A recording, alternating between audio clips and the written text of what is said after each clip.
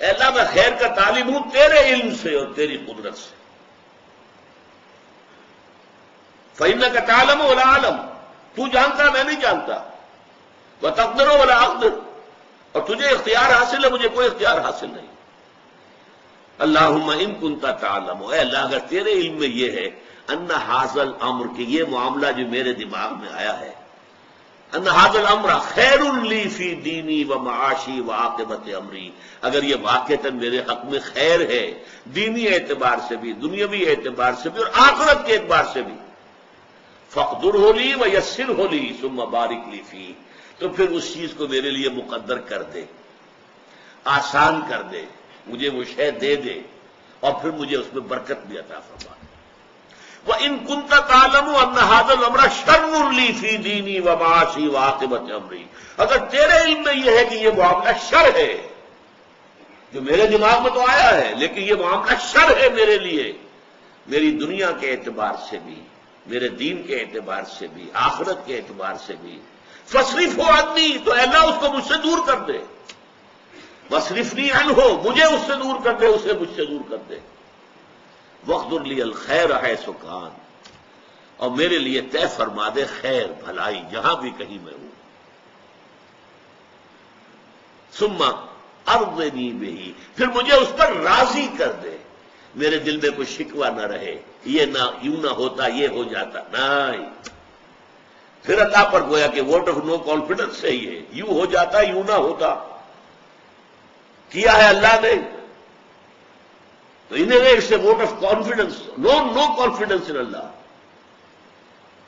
یہ ہیں اصل میں چیزیں ایمان کے اصل حقائق. جو شخص ان کے اس کیفیت کے جتنا نزدیک ہوگا اتنا ہی واقعتاً ایمان اس کی دلوں کی، اس کے اعصاب، اس کی سوچ، اس کی گہرائیوں میں اتر گیا. اور جتنا اس کیفیت سے محروم ہوگا، چاہے اس نے داڑھی کتنی لمبی کر لی ہو اور جبہ قبا یہ وہ سب کچھ کر لیا ہو، حقیقت ایمان سے بہرہ نہیں. اس سلسلے میں دو حدیثیں بھی آپ کو سنانا چاہتا ہوں. حضرت ابو ہریرہ سے روایت ہے رضی اللہ تعالی عنہ، صحیح مسلم کی روایت. حضور نے فرمایا المؤمن القوی خیر واحب الی اللہ من المؤمن الضعیف، مومن طاقتور جو ہو وہ بہتر بھی ہے، اللہ کو زیادہ محبوب بھی ہے ایک کمزور مومن کے مقابلے میں. وفی کل خیر، ہاں خیر سب میں ہے، کمزور ہے مومن یا قوی ہے، خیر سب میں ہے.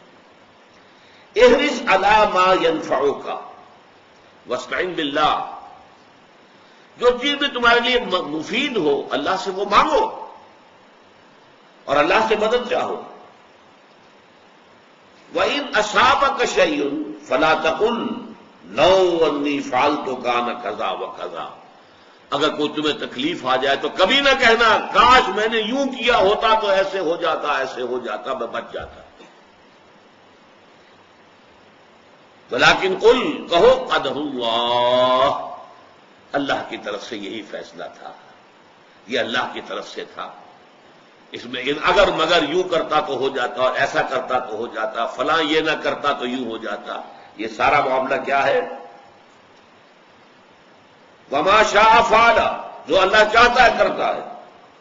فَإِنَّ لَوْ تَفْتَحُ عَمَلَ الشَّيْطَانِ، اس لیے کہ یہ کلمہ لو جو کاش ایسا ہو جاتا، کاش میں یہ کر لیتا اس وقت، تو پھر یہ مصیبت ٹل جاتی. یہ شیطانی عمل کا آغاز ہے. یہ ہے حقیقت ایمان. اور سنیے، حضرت عبداللہ ابن عباس رضی اللہ تعالی عنہما سے روایت ہے ترمذی شریف میں، حضور نے خاص طور پر ایک مرتبہ تلقین فرمائی باتیں. وعلم،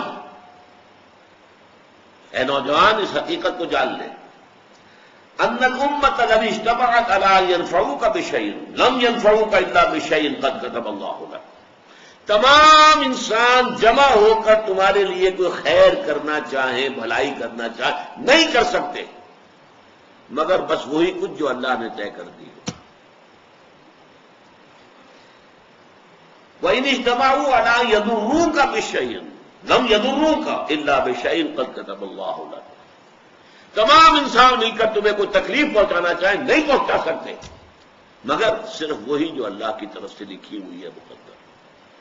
تو بتائیے کس سے لالچ، کس سے توقع؟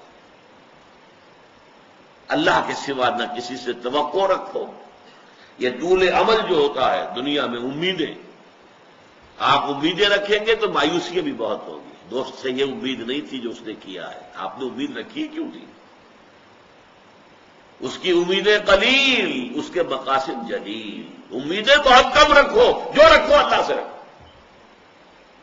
ماں سوا اللہ سے امیدیں نہ رکھو۔ اس کی امیدیں قلیل، اس کے مقاصد جلیل۔ زندگی کے اندر اپنے مقاصد بلند رکھو۔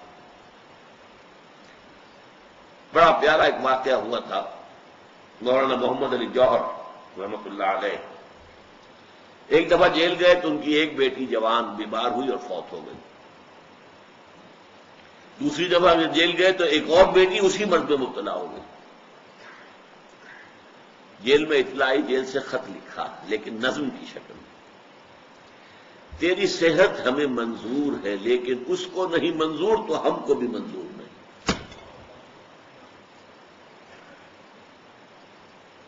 یہ ہے راضی و رضا رب کی رضا پر راضی رہنا، اس کے فیصلے پر مطمئن رہنا، کوئی شکوہ کوئی شکایت نہیں۔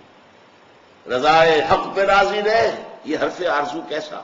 خدا خالق، خدا مالک، خدا کا حکم تو کیسا؟ Who are you؟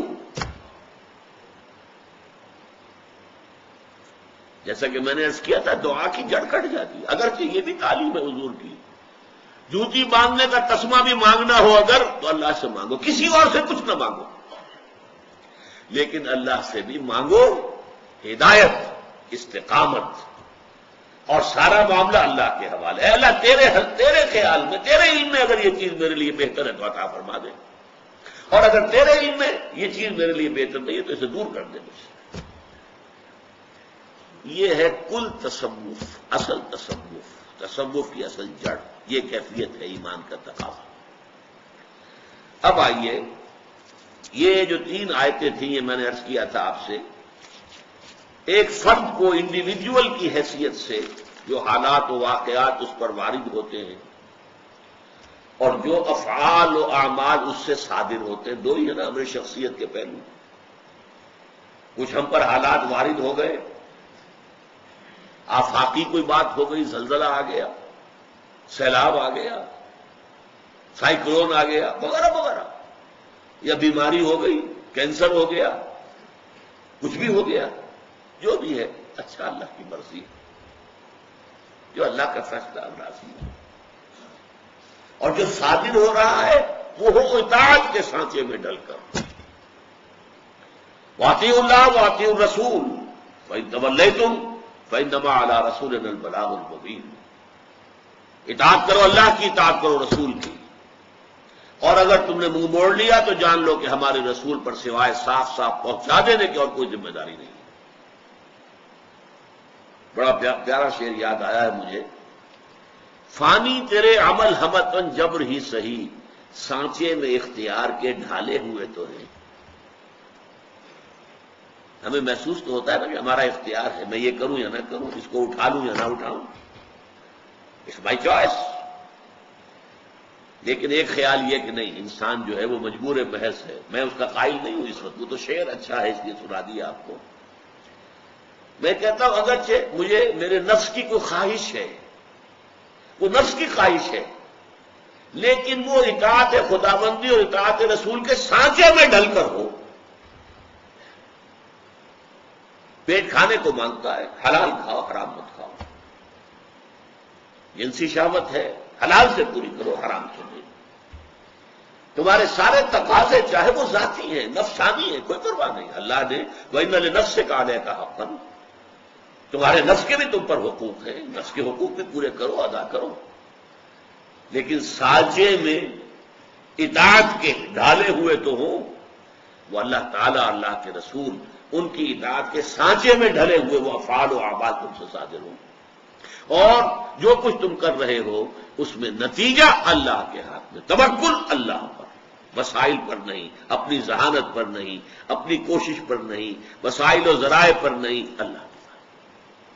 اب اگلے چلیے، انسان